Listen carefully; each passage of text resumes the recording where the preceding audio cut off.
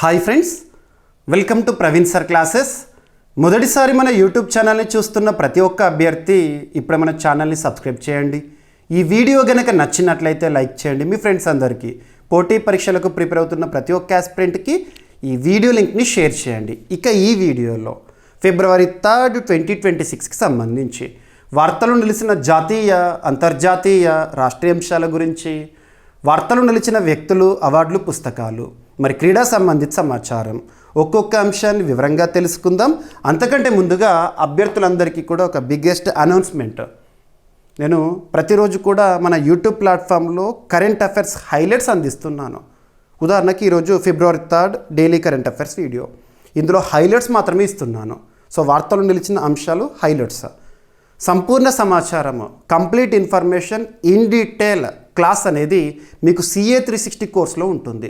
CA 360 2026 course. అభ్యర్థులందరూ కూడా GVK study circle యాప్ని ఈరోజే ఇన్స్టాల్ చేసుకోండి.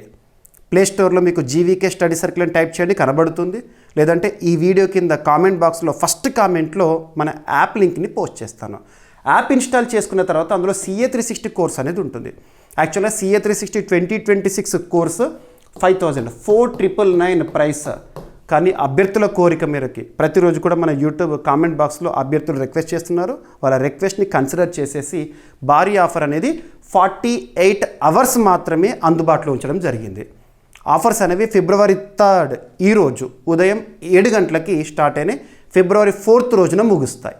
ఓకేనా? సో CA 360 కోర్స్, ఇందులో డైలీ కరెంట్ అఫైర్స్ వీడియో కంప్లీట్గా ఉంటుంది. ఆల్మోస్ట్ మోర్ దాన్ 1 అవర్ కూడా అందిస్తున్నాను, డిపెండింగ్ ఆన్ ద టాపిక్స్.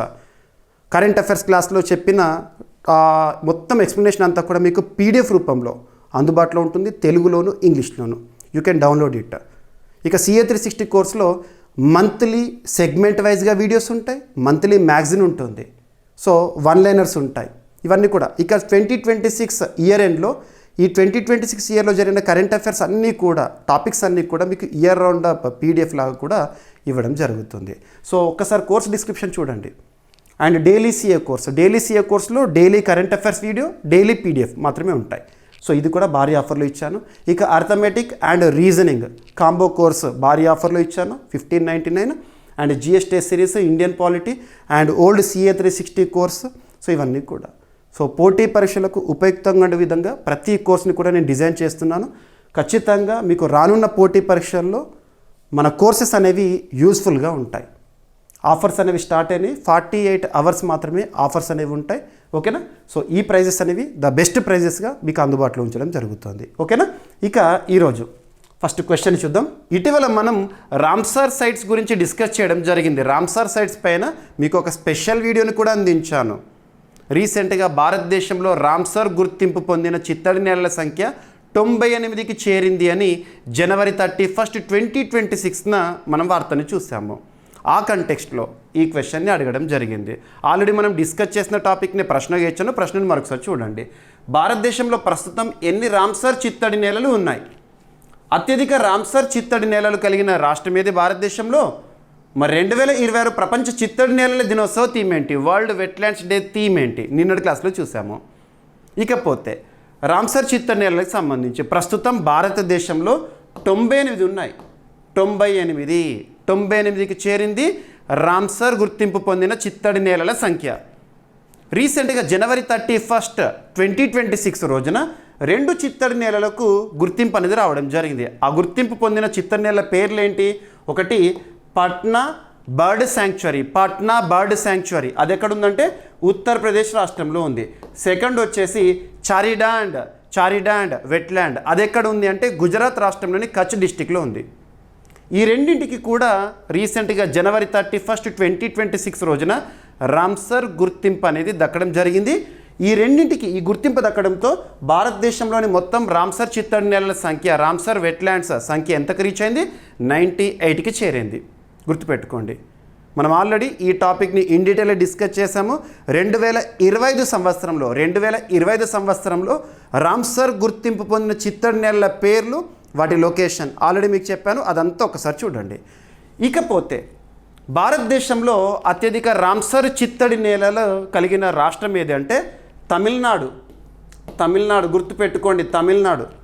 తమిళనాడులో 20 ఉన్నాయి రామ్సర్ చిత్తడి నేలలు, రామ్సర్ గుర్తింపు ఉన్న చిత్తడి నేలలు, గుర్తుంచుకోండి. ఇక ప్రపంచంలో కనుక మనం అబ్జర్వ్ చేసామనుకోండి, అత్యధిక రామ్సర్ వెట్లాండ్స్, రామ్సర్ చిత్తడి నేల కలిగిన దేశము యూకే, 2వ స్థానంలో మెక్సికో, 3వ స్థానంలో మన భారతదేశం ఉంది. ఆసియాలో అత్యధిక రామ్సర్ చిత్తడి నేలలు కలిగిన దేశం మన భారతదేశం, గుర్తుపెట్టుకోండి. ఇక భారతదేశంలో అయితే తమిళనాడు టాప్, రామ్సర్ చిత్తడి నేలలు అత్యధికంగా ఉన్న రాష్ట్రం. 2వ స్థానంలో భారతదేశంలో యూపీ, గుర్తుపెట్టుకోండి. యూపీలో 11, ఓకేనా. ఈ చేరికతో పట్నా బర్డ్ శాంక్చురీ బీహార్లో కాదు, ఉత్తరప్రదేశ్లో ఉంది. ఎగ్జామినేషన్లో కన్ఫ్యూజ్ అవ్వకండి, ఓకేనా. ఇకపోతే 2026 ప్రపంచ చిత్తడి నేల దినోత్సవం యొక్క థీమ్ ఏంటి? నిన్నటి క్లాస్లో చూసాం మనము. ఇక్కడ అబ్జర్వ్ చేస్తే వాస్తవానికి రామ్సర్ అనే పదం ఒక నగరం పేరు. రామ్సర్ అనే పదం ఒక నగరం పేరు, ఒక సిటీ పేరు. ఆ సిటీ ఏ దేశంలో ఉంది అంటే ఇరాన్ దేశంలో ఉంది, గుర్తుపెట్టుకోండి. ఇరాన్ దేశంలో రామ్సర్ అనే నగరంలో 1971 సంవత్సరం ఫిబ్రవరి 2వ తేదీన అంతర్జాతీయ స్థాయిలో ఒక కన్వెన్షన్ జరిగింది యునెస్కో ఆధ్వర్యంలో. ప్రపంచవ్యాప్తంగా ఉన్న చిత్తడి నేలల సంరక్షణకై అంతర్జాతీయ ఒప్పందం ఫిబ్రవరి 2, 1971 రామ్సర్ అనే సిటీలో.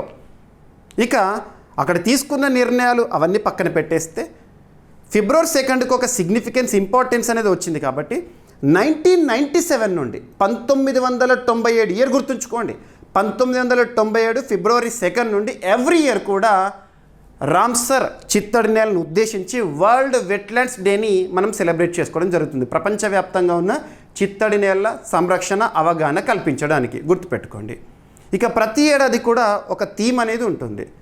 Days and themes, weeks and themes, summits themes, ఈ టాపిక్స్ని చూస్తున్నప్పుడు థీమ్ ఏ లాంగ్వేజ్లో ఉంటే అదే లాంగ్వేజ్లో గుర్తుపెట్టుకోండి.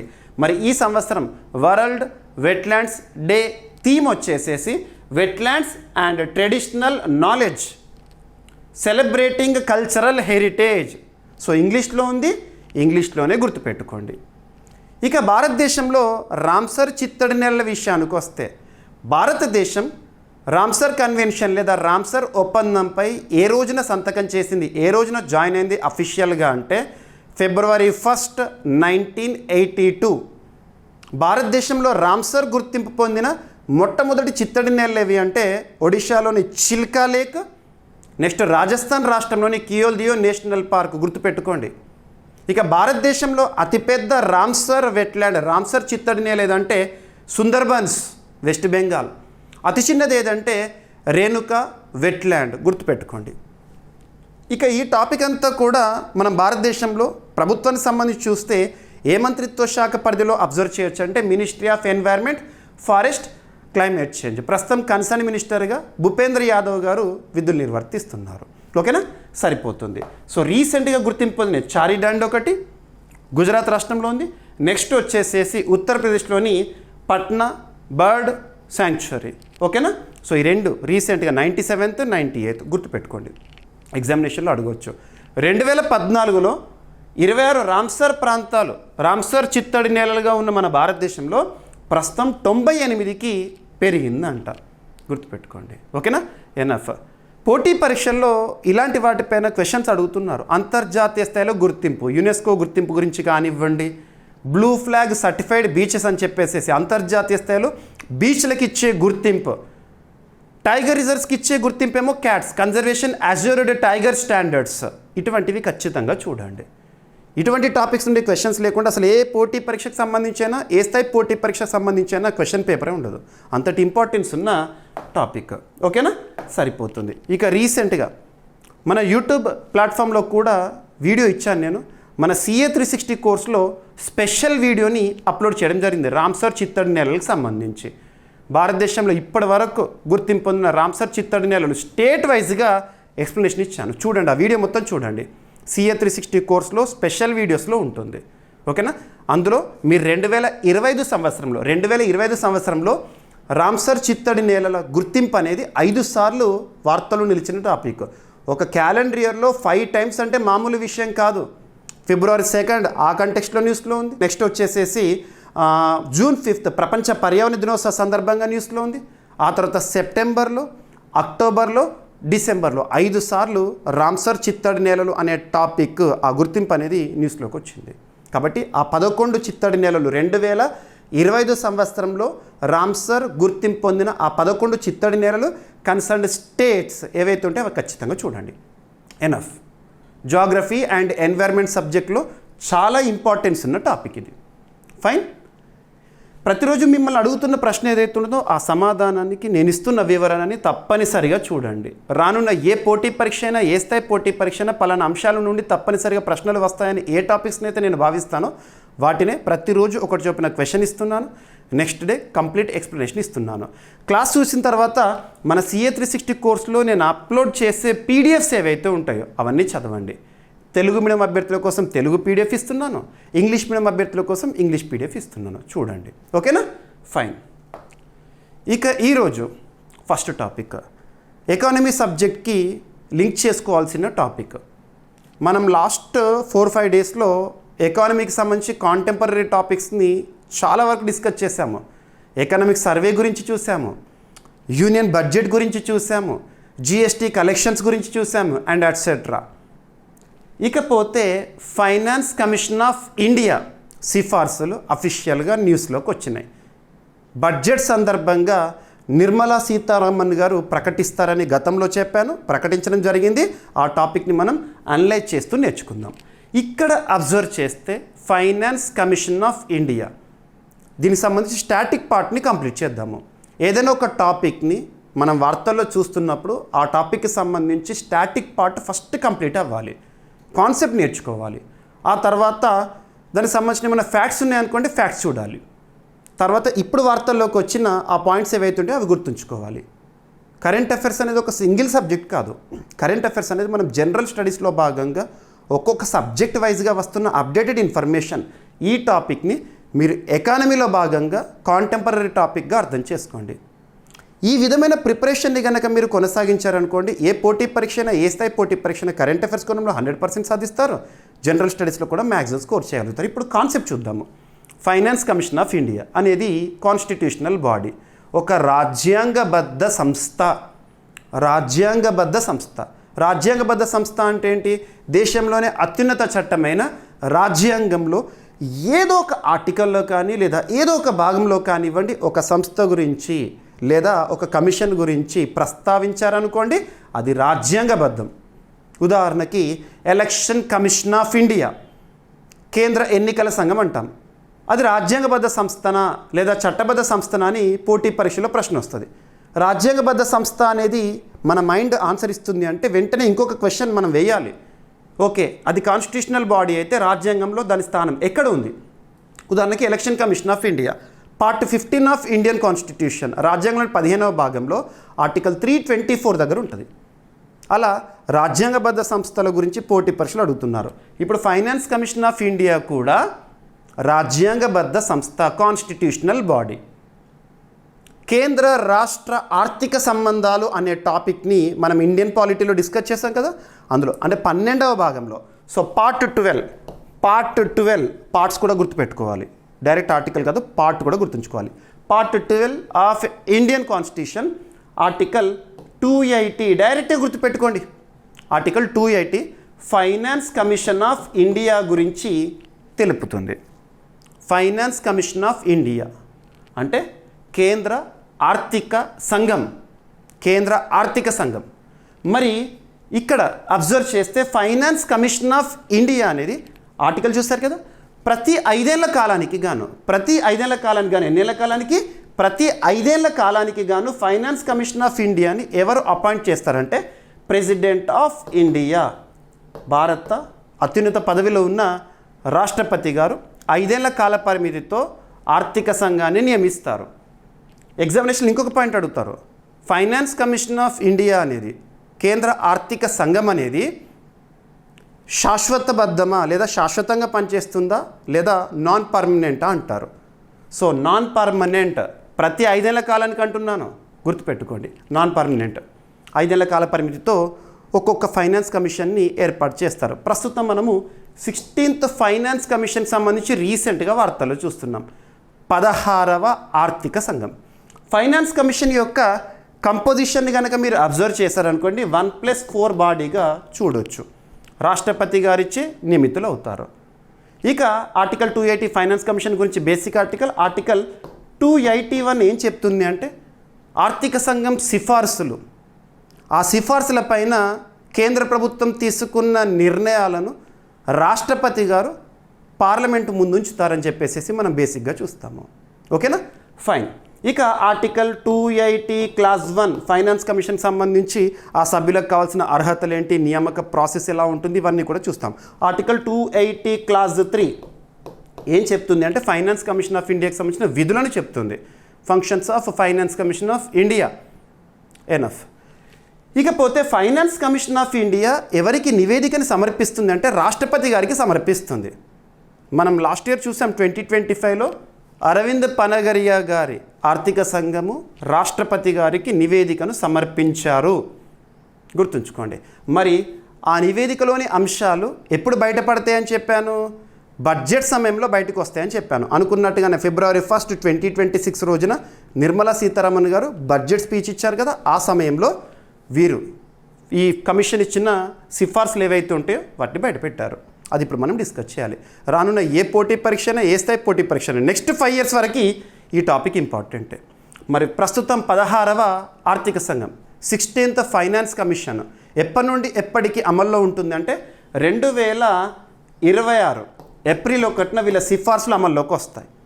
ఎప్పటివరకు అమల్లో ఉంటుందంటే 2031 మార్చ్ 31 వరకు, గుర్తుపెట్టుకోండి. ఓకేనా, 5 years.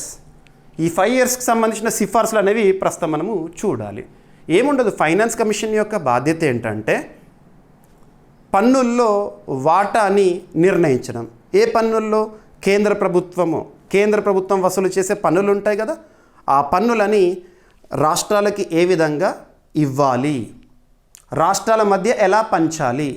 ఇక్కడ 2 పదాలు చూస్తాం మనం, వర్టికల్ డివల్యూషన్, హారిజాంటల్ డివల్యూషన్ అని చెప్పేసి. వర్టికల్ డివల్యూషన్ అంటే కేంద్ర పన్నుల్లో రాష్ట్రాల వాటా ఎంత ఉండాలి, పర్సెంటేజ్, ఉదాహరణకు 41% అన్నారు వీళ్ళు. ఇక హారిజాంటల్ డివల్యూషన్ అంటే ఏంటంటే ఆ 41% రాష్ట్రాలకు ఇస్తారు కదా, రాష్ట్రాల్లో ఏ రాష్ట్రానికి ఎంతెంత వాటా. సో రాష్ట్రాల మధ్య పంపకాలు అనేవి హారిజాంటల్ డివల్యూషన్. కేంద్రము రాష్ట్రాల మధ్య ఇచ్చే ఏదైతే ఉంటుందో పంపకాలు ఉంటాయో దాన్ని వర్టికల్ డివల్యూషన్ అంటారు. ఈ టర్మినాలజీ ఇంపార్టెంట్. ఇక అరవింద్ పనగరియా గారి కమిటీ, ఇక్కడ finance commission 16th finance commission ఎవరి ఆధ్వర్యంలో అంటే Arvind Panagariya. So finance commission చైర్పర్సన్ల పేర్ల పైన పోటీ పరీక్షల్లో రెగ్యులర్గా క్వశ్చన్ అడుగుతున్నారు. First finance commission K C Neogy నుండి మొదలు పెడితే 15th finance commission NK Singh, ఇక 16th finance commission Arvind Panagariya. So ఏదైతే ప్రస్తుత ఫైనాన్స్ కమిషన్ ఉంటుందో ఆ ఫైనాన్స్ కమిషన్ సంబంధించి మెంబర్స్ పేర్లు కూడా చూడాలి. ఆ మెంబర్స్ పేర్లు కూడా నేను చెప్తాను, సో చూడండి. ఓకేనా. సో డిసెంబర్ 31, 2023 రోజున, డిసెంబర్ 31, 2023 రోజున 16వ ఆర్థిక సంఘాన్ని నియమించడం జరిగింది రాష్ట్రపతి గారు. ఇక వాళ్ళు ఈ లాస్ట్ 2 yearsలో అధ్యయనం చేశారు. రీసెంట్గా 2025 ఇయర్ ఎండ్లో రిపోర్ట్ని సబ్మిట్ చేశారు వాళ్ళ సిఫార్సులని. ఇక ఆ సిఫార్సులు ఎప్పుడు అమల్లోకి వస్తాయి? 2026 ఏప్రిల్ 1 అంటే రానున్న ఆర్థిక సంవత్సరం మొదటి రోజు నుండి. ఇక ఈ 2026 మార్చ్ 31 వరకు ఎవరి సిఫార్సులు అమల్లో ఉన్నట్టు? 15th finance commission NK Singh సిఫార్సులు. ఓకేనా, ఫైన్. ఇక్కడ అబ్జర్వ్ చేస్తే అరవింద్ పనగరియా గారి యొక్క ప్రత్యేకత మీకు తెలుసు. నీతి ఆయోగ్ భారతదేశంలో 2015 సంవత్సరం జనవరి 1వ తేదీన అప్పటి వరకు పనిచేసిన ప్రణాళికా సంఘం స్థానంలో అమల్లోకి వచ్చిన నీతి ఆయోగ్కి మొట్టమొదటి వైస్ చైర్పర్సన్, గుర్తుంచుకోండి. ఇప్పుడు మనకి సుమన్ బెరీ గారు ఉన్నారు కదా, అలాగా. ఓకేనా, ఫైన్. సో ఈ స్లైడ్ చూడండి జాగ్రత్తగా. ఖచ్చితంగా పోటీ పరీక్షల్లో స్టాటిక్ పార్ట్ నుండి ఫైనాన్స్ కమిషన్ ఆఫ్ ఇండియాకి సంబంధించిన స్టాటిక్ పార్ట్ నుండి బిట్స్ ఎక్స్పెక్ట్ చేయవచ్చు. అందులో ఫైనాన్స్ కమిషన్ 16 వరకు చైర్పర్సన్ల పేర్లు చెప్తాను చూడండి. ఎగ్జామినేషన్లో డైరెక్ట్ అడుగుతారు. మొట్టమొదటి ఆర్థిక సంఘం ఫస్ట్ ఫైనాన్స్ కమిషన్ చైర్మన్ ఎవరు అని, కేసీ నియోగి. మీరు ఎలా అయినా గుర్తుంచుకోండి అంతే. సెకండ్ వచ్చేసేసి కే సంతానం రెండవ ఆర్థిక సంఘము, సంతానం గారు chairman. Third finance commission A K Chanda. Fourth finance commission doctor P V Rajamannar. 5th finance commission Mahavir Tyagi, 6th finance commission Brahmananda Reddy, 7th finance commission J M Shelat and 8th finance commission Y B Chavan, 9th finance commission N K P Salve, 10th finance commission chairperson వచ్చేసేసి K C Pant, 11th A M Khusro, 12th doctor C Rangarajan, 13th doctor Vijay Kelkar, 14th Y V Reddy, 15th N K Singh important. ఓకేనా, N K Singh సిఫార్సులు అనేవి 2021-2022 financial year నుండి 2025-2026 ఈ financial year close అయ్యే వరకు ఆ సిఫార్సులు అమల్లో ఉంటాయి. ఇక 16వ ఆర్థిక సంఘం సిఫార్సులు మనం ఎప్పుడు చూస్తాము, 2026 ఏప్రిల్ 1 నుండి కదా. సో చైర్మన్ వచ్చేసేసి అరవింద్ పన్నగరియా గారు. ఇక సభ్యుల విషయానికి వస్తే సభ్యుల పేర్లు కూడా చూడండి. 16th ఫైనాన్స్ కమిషన్ చైర్మన్ వచ్చేసి అరవింద్ పన్నగరియా. ఇక మెంబర్స్ విషయానికి వస్తే ఆ మెంబర్స్ పేర్లు కూడా చూడాల్సిందే. ఫస్ట్ వచ్చేసి డాక్టర్ మనోజ్ పాండా ఒకరు, నెక్స్ట్ శ్రీమతి అని జార్జ్ మాథ్యూ ఒకరు, డాక్టర్ సౌమ్య కాంతి ఘోష్ గారు ఒకరు, నెక్స్ట్ శ్రీ టి రవిశంకర్ గారు. వీళ్ళ నలుగురు పేర్లు చూడండి. అండ్ సో సెక్రటరీ వచ్చేసి 16వ ఆర్థిక సంఘం 16th ఫైనాన్స్ కమిషన్కి సెక్రటరీ ఎవరు అంటారు, రిత్విక్ రంజనం పాండే గారు. చాలా ఇంపార్టెంట్, చాలా ఇన్ఫర్మేషన్ గ్యాదర్ చేసి మరి మీకు నేను చెప్తున్నాను. ప్రతి టాపిక్ని ఇదే విధంగా మనం అనలైజ్ చేస్తాము. ఓకేనా, గుర్తుపెట్టుకోండి. ఫైన్. ఇక 16వ ఆర్థిక సంఘం సిఫార్సులను ఫిబ్రవరి 1, 2026 రోజున యూనియన్ బడ్జెట్ 2026-2027ని ప్రవేశపెడుతున్నప్పుడు ఆర్థిక శాఖ మంత్రి నిర్మలా సీతారామన్ గారు ప్రకటించారు.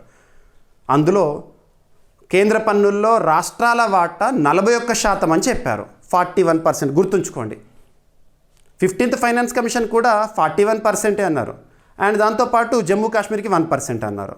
ఓకేనా, అంటే ఇప్పుడు పన్నులు మొత్తం 100 అనుకోండి, 100% పన్నులు అనుకోండి, 100 రూపాయలు అనుకోండి. ఆ 100 రూపాయల్లో 41 రూపాయలు ఎవరికి ఇస్తారు, రాష్ట్రాలకు ఇస్తారు. మన భారతదేశంలో సమాఖ్య విధానం అనేది అమల్లో ఉంది. కానీ దేశంలోనే అత్యున్నత చట్టమైన రాజ్యాంగంలో ఎక్కడ కూడా సమాఖ్య అనే పదం ఇండియా ఈజ్ ఫెడరల్ కంట్రీ అని మెన్షన్ చేయలేదు. రాజ్యాంగంలో మెన్షన్ చేయలేదు. కానీ వాస్తవంగా మాత్రము సమాఖ్య విధానాన్ని చూస్తున్నాం కదా. దేశమంతా పరిపాలించేది కేంద్ర ప్రభుత్వము, యూనిట్స్ అంటే ఒక్కొక్క రాష్ట్రంలో ప్రజలు ఎన్నుకోబడిన ప్రభుత్వము ఉంటుంది. కాబట్టి అధికారాల విభజన కూడా చూస్తాము.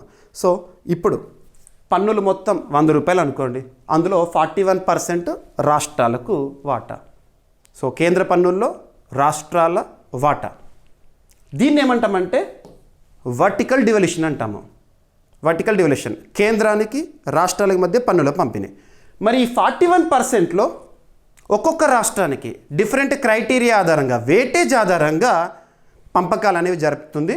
ఫైనాన్స్ కమిషన్ సిఫార్సులు చేస్తుంది. దాని ఏమంటామంటే హారిజాంటల్ డివల్యూషన్. హారిజాంటల్ అంటే రాష్ట్రాల మధ్య పంపిణీ. మన తెలంగాణకి ఏ విధంగా ఉంది, ఏపీకి ఏ విధంగా ఉంది, ఆ పాయింట్ చెప్తాను ఈ టాపిక్లో భాగంగా. అది ఇంపార్టెంట్. ఓకేనా, ఇక చూడండి. ఇక నెక్స్ట్ సైన్స్ అండ్ టెక్నాలజీలో భాగంగా మీకు చాలా టాపిక్స్ చెప్తున్నాను. సైన్స్ అండ్ టెక్నాలజీలో భాగంగా ఏ టాపిక్ అంటే ఒక ఆస్పిరెంట్కి ఉండాల్సిన లక్షణం ఏంటంటే something of everything should be known. అంటే ఏంటంటే ప్రతి విషయం గురించి ఎంతో కొంత తెలియాలి. ఆ ఎంతో కొంత పోటీ పరీక్షలకు కావాల్సినంత ఉండాలి. గుర్తుంచుకోండి. సైన్స్ అండ్ టెక్నాలజీలో భాగంగా మనం చాలా పరిశోధనల గురించి చూస్తున్నాము. పరిశోధన ఏంటి అంటే ఆ ఇన్నోవేషన్ ఏంటి, ఆ పరిశోధన చేస్తున్న శాస్త్రవేత్తలు ఏ యూనివర్సిటీ, ఏ సంస్థకి చెందినవారు, ఆ పరిశోధన యొక్క ఫలితం, ఉద్దేశం ఏంటి. ఎనఫ్ 3 పాయింట్లలో అయిపోవాలి. ఓకేనా. సో ఇక్కడ అబ్జర్వ్ చేస్తే మనం ఇక్కడ రీసెర్చ్ చేయట్లేదు. పోటీ పరీక్షల కోణంలో ఒక 2-3 పాయింట్లు చూస్తే సరిపోతుంది. Department of science and technology పరిధిలో, department of science and technology under ministry of science and technology. ప్రస్తుతం కన్సర్న్ మినిస్టర్గా ఎవరున్నారు, జితేంద్ర సింగ్ గారు విధులు నిర్వర్తిస్తున్నారు. సో ఆ మంత్రిత్వ శాఖ పరిధిలో department of science and technology పరిధిలో శాస్త్రవేత్తలు రీసెంట్గా చేసిన ఒక పరిశోధన, ఒక కెపాసిటర్ని లేదా బ్యాటరీని అభివృద్ధి చేశారు. So photo rechargeable super capacitor, దీని యొక్క ఉపయోగం ఏంటని అడగవచ్చు. ఓకేనా, ఎవరు అభివృద్ధి చేశారు, ఏం అభివృద్ధి చేశారు, ప్రత్యేకత ఏంటి. Department of science and technology పరిధిలో పనిచేసే భారత శాస్త్రవేత్తలు ఫోటో సూపర్ కెపాసిటర్ అనే సౌరశక్తి ఆధారిత శక్తి నిల్వ పరికరం శక్తి నిల్వ అంటే బ్యాటరీ, ఓకేనా, అభివృద్ధి చేశారు. ఇది ఒకే యూనిట్లో శక్తిని గ్రహించి నిల్వ చేయగల సామర్థ్యాన్ని కలిగి ఉంటుంది. ఒకే యూనిట్లో శక్తి ఉత్పత్తి మరియు నిల్వ కోసం వేర్వేరు భాగాలపై ఆధారపడే సాంప్రదాయ సౌర వ్యవస్థలతో పోలిస్తే ఈ పరికరం శక్తి నష్టాలను తగ్గించి సామర్థ్యాన్ని పెంచుతుంది అంట. సో నెక్స్ట్ టాపిక్ వచ్చేసి వార్తల్లో నిలిచిన ఒక సదస్సు షెడ్యూల్ అయింది. ఫిబ్రవరి 5th 6th 2 రోజుల పాటు జరగనున్న ఒక సమ్మిట్, ఒక ఎక్స్పో. వార్తలు నిలుస్తున్న సదస్సులు, సమావేశాలు, కాన్ఫరెన్స్, వీటి గురించి మనం పోటీ పరీక్షల కోణంలో చూస్తున్నప్పుడు ఏ పాయింట్స్ని చూడాలంటే ఆ సదస్సు లేదా సమావేశం పేరేంటి, ఎవరు నిర్వహిస్తారు, ఎవరు నిర్వహించారు, ఎక్కడ, ఎప్పుడు, థీమ్ ఏంటి, ఏ రంగానికి సంబంధించింది, ఎనఫ్. సో ఇక్కడ అబ్జర్వ్ చేస్తే Indian micro fertilisers manufacturers association, ఒక అసోసియేషన్ ఏంటంటే Indian micro fertilisers manufacturers association వారు ఈ కమింగ్ ఫిబ్రవరి 5th 6th 2 రోజుల పాటు దేశ ఆర్థిక రాజధాని ముంబై వేదికగా నిర్వహించనున్న ఒక సమ్మిట్, ఒక సదస్సు పేరేంటంటే national crop nutrition summit and B2B expo ముంబైలో 6th ఎడిషన్. ఓకేనా, సిరీస్లో చూస్తే ఈ సంవత్సరం 6th ఎడిషన్ ఇది. ఓకేనా, మరి ఈ సదస్సు యొక్క థీమ్ ఏంటంటే కన్వర్జ్, కొలాబరేట్, క్రియేట్ అనేది థీమ్గా ఇచ్చారు. థీమ్ని ఎట్టి పరిస్థితుల్లోనూ ట్రాన్స్లేట్ చేయకండి.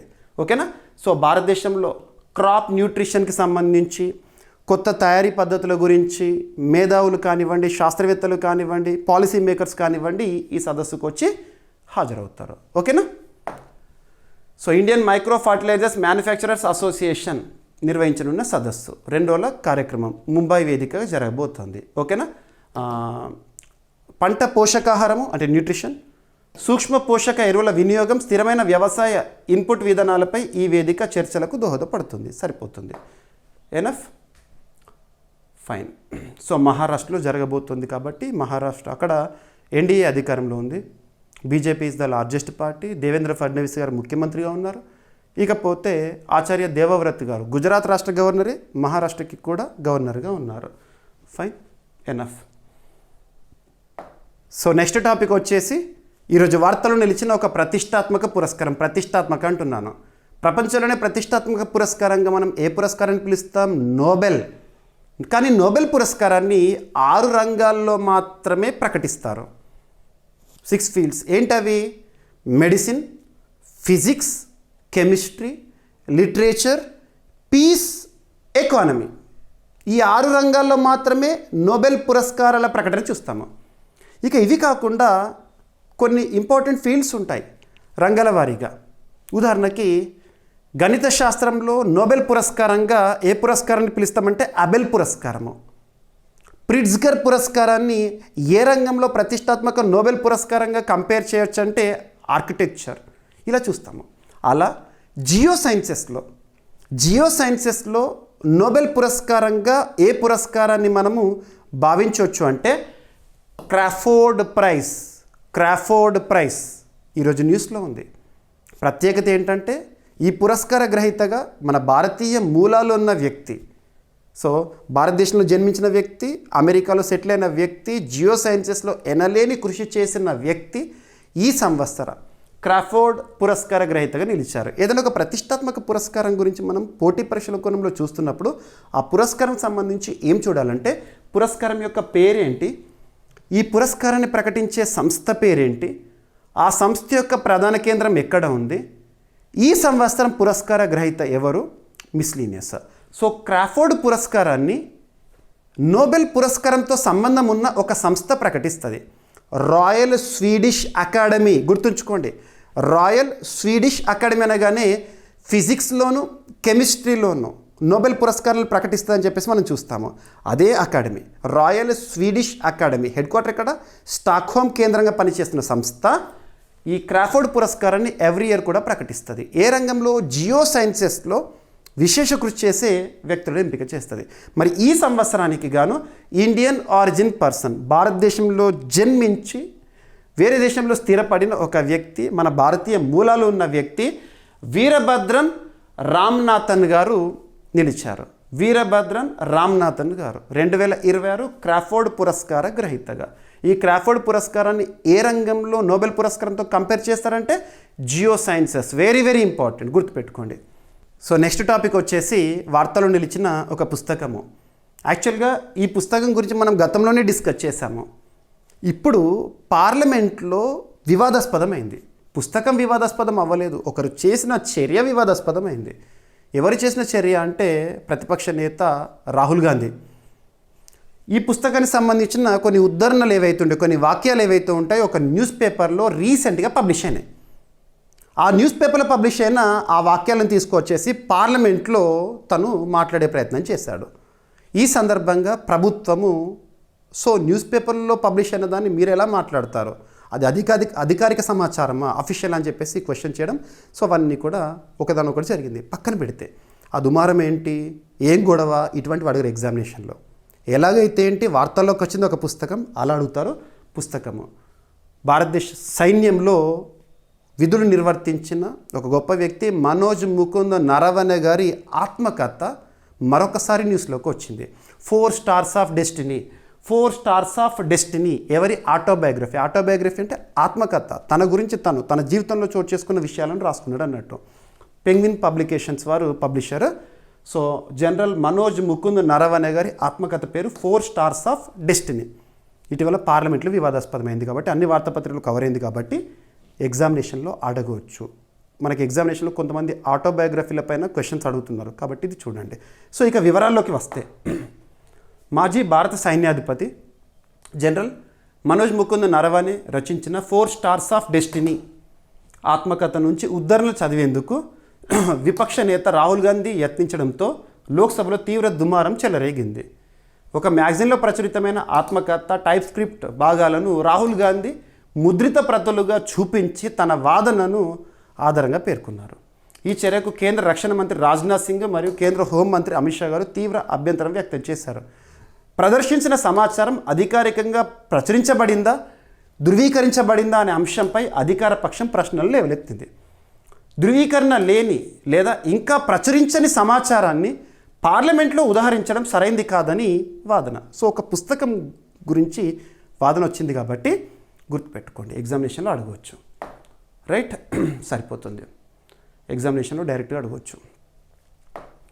ఈరోజు ప్రశ్న ఆల్రెడీ నిన్నటి డైలీ కరెంట్ అఫైర్స్ వీడియోలో డిస్కస్ చేసిన టాపిక్ నుండి అడిగాను. పర్షియన్ గల్ఫ్ని ఆనుకొని ఉన్న దేశాలెన్ని, ఆ దేశాలేంటి? హార్ముజ్ జలసంధి ఇటీవల తరచు వార్తల్లోకి వస్తుంది, ఇరాన్ విషయంలో వేటిని కలుపుతుంది. ఓకేనా? ఇక ఈరోజు టాపిక్స్ని క్విక్ రివిజన్ చేస్తే, నిన్నటి డైలీ కరెంట్ అఫైర్స్ వీడియోలో అడిగిన ప్రశ్నకి కంప్లీట్ ఎక్స్ప్లెనేషన్ ఇచ్చాను. ఇక 16th finance commission static part చెప్పాను, కాన్సెప్ట్ ఎక్స్ప్లెయిన్ చేశాను. దాంతోపాటు ట్యాక్స్ డివల్యూషన్, వర్టికల్ డివల్యూషన్ అంటే ఏంటి, హారిజాంటల్ డివల్యూషన్ అంటే ఏంటి, రాష్ట్రాల వాటా ఏ విధంగా ఉంది, అండ్ రాష్ట్రాల వాటా ఏ ఫార్ములాతో ఆధారపడి ఉంది, మార్పులు ఏంటి, ఇవన్నీ చూసాము. అండ్ 16 ఫైనాన్స్ కమిషన్స్ యొక్క చైర్పర్సన్ పేర్లు ఖచ్చితంగా గుర్తుపెట్టుకోండి. రైట్, అండ్ 16th ఫైనాన్స్ కమిషన్లో మెంబర్స్, సెక్రటరీ ఎవరు, వీళ్ళ పేర్లు కూడా గుర్తుపెట్టుకోండి, ఎగ్జామినేషన్లో అడుగుతారు. ఓకేనా? ఇక 16వ ఆర్థిక సంఘము ఏ ఫార్ములా పైన హారిజాంటల్ డివల్యూషన్ని చేపడుతుంది. హారిజాంటల్ డివల్యూషన్ మీకు చెప్పాను, ఎక్స్ప్లెనేషన్ ఇచ్చాను, చూడండి ఖచ్చితంగా. అండ్ 16వ ఆర్థిక సంఘం కింద తెలుగు రాష్ట్రాల వేటేజీ పెరిగింది. ఏ విధంగా పెరిగింది, ఎంత నుండి ఎంతకు పెరిగింది, ఏ విధంగా బెనిఫిట్ అవుతాయి, ఈ గణాంకాలు మొత్తం కూడా మీకు ఎక్స్ప్లెనేషన్ ఇచ్చాను కదా, అవన్నీ చూడండి. ఇక నెక్స్ట్ వచ్చేసేసి ఆంధ్రప్రదేశ్ రాష్ట్రానికి సంబంధించి ఒక యాప్ అనేది రీసెంట్గా న్యూస్లో ఉంది. పిలో ఏఐ వాయిస్ బేస్డ్ యాప్. ఏ రంగానికి సంబంధించి? ఎంఎస్ఎంఈ సెక్టార్కి సంబంధించి. Very very important. ఇక ఒక పైలట్ ప్రాజెక్ట్, భారతదేశంలో ఎంపికైన 5 రాష్ట్రాలు ఏంటి? 5 రాష్ట్రాల్లో మన ఆంధ్రప్రదేశ్ రాష్ట్రం ఉంది. ఆంధ్రప్రదేశ్ రాష్ట్రంలో గుంటూరు జిల్లాలో మండలం పేరు అండ్ ఒక పథకము, ఉద్దేశం ఏంటి? నెక్స్ట్ ఎస్బీఐ వారు ప్రారంభించిన, స్టేట్ బ్యాంక్ ఆఫ్ ఇండియా ప్రారంభించిన చక్ర సెంటర్ ఆఫ్ ఎక్సలెన్స్, ఉద్దేశం ఏంటి? అండ్ సైన్స్ అండ్ టెక్నాలజీ భాగంగా department of science and technology శాస్త్రవేత్తలు అభివృద్ధి చేసిన ఫోటో రీఛార్జబుల్ సూపర్ కెపాసిటర్, ఒక బ్యాటరీ. అండ్ డిఎన్ఏను విశ్లేషించి వ్యాధులను గుర్తించే ఆల్ఫా జీనోమ్ ఏఐ సాంకేతికతతో గూగుల్ సంస్థ న్యూస్లోకి వచ్చింది. ప్రత్యేకత ఏంటి? And AI in sports, IIT బాంబేకి సంబంధించి and ministry of sports youth affairs సంబంధించి. అండ్ వార్తలు నిలిచిన ఒక సదస్సు. So national crop nutrition summit theme ఏంటి, ఎవరు నిర్వహిస్తారు, ఎప్పుడు నిర్వహిస్తారు, ఎక్కడ నిర్వహిస్తారు, ఉద్దేశం ఏంటి. అండ్ జియో సైన్సెస్లో ప్రతిష్టాత్మక నోబెల్ పురస్కారంగా భావించే క్రాఫోర్డ్ పురస్కారం 2026 పురస్కార గ్రహీతగా మన భారతీయుడు. ఓకేనా.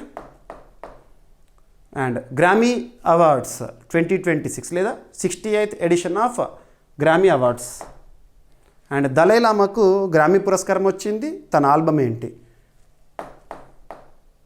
అండ్ షేక్ హసీనాకు 10 ఏళ్ల జైలు శిక్ష, కారణం ఏంటి, అవినీతి ఆరోపణల కారణంగా. అండ్ ఇటీవల పార్లమెంట్లో వివాదాస్పదమైన ఒక పుస్తకం జనరల్ మనోజ్ ముకుంద్ నరవణే గారి ఆటోబయోగ్రఫీ 4 స్టార్స్ ఆఫ్ డెస్టినీ. ఇక ఈరోజు ప్రశ్న, పర్షియన్ గల్ఫ్ని ఆనుకొని ఉన్న దేశాలు ఎన్ని, ఆ దేశాలేవి, హాముస్ జలసంధి వేటిని కలుపుతుంది. ఓకేనా. సో ప్రతిరోజు క్లాస్ని చూడండి. క్లాస్ అయిపోయిన తర్వాత నేను అప్లోడ్ చేసే పీడిఎఫ్ ఏదైతే ఉంటుందో తెలుగులో ఉంటుంది, ఇంగ్లీష్లో ఉంటుంది, ఖచ్చితంగా చదవండి. ప్రతిరోజు క్లాస్ అయితే తప్పనిసరిగా చూడండి. ఏమైనా మిస్టేనియస్ టాపిక్స్ ఉన్నాయనుకోండి, నో నీడ్ టు వర్రీ, రేపటి క్లాస్లో జోడించి ఎక్స్ప్లెయిన్ చేస్తాను. రేపు కలుద్దాం. Thank you.